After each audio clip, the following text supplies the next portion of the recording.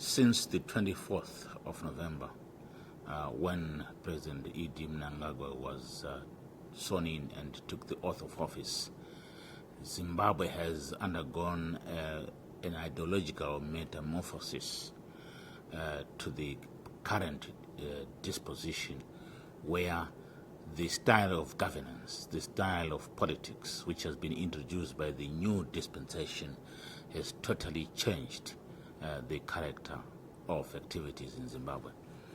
And its first government as function has been to look at the internal policies which should therefore guide the foreign policy of the country, and hence the re-engagement policy with the rest of the international community.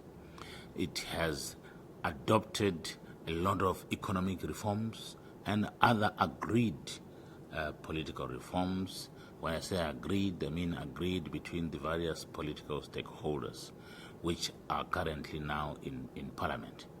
And the economic reforms which have been undertaken right from the same first cabinet sitting has been to review everything, all the laws which have been impediments to attracting investment and capital in Zimbabwe.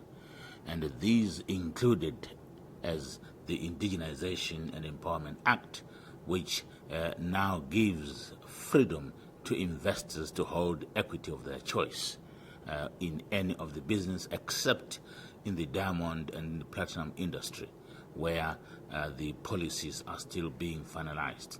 And we believe that the commitment to be consistent in terms of policy by the new administration and its commitment to the bilateral investment protection agreements, so that where there is violation, there is compensation, and where there is meant to be action, that action is done.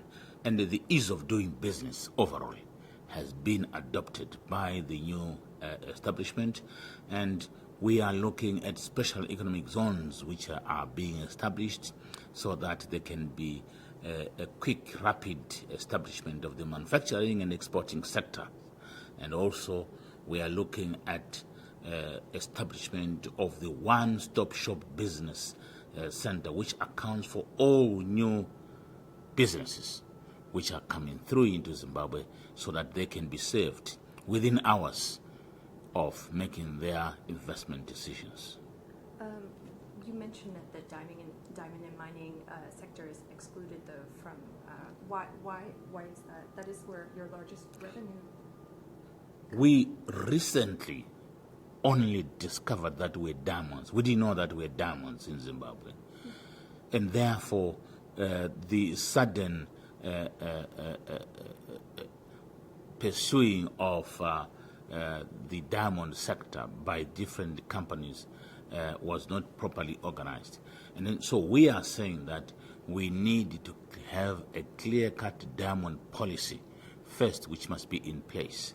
And we are consulting other countries which have had diamonds for a long time, like Botswana, South Africa, Namibia, Angola, and so forth, so that we can then have our own policy. And then from then, we can have had a clear policy direction in that regard.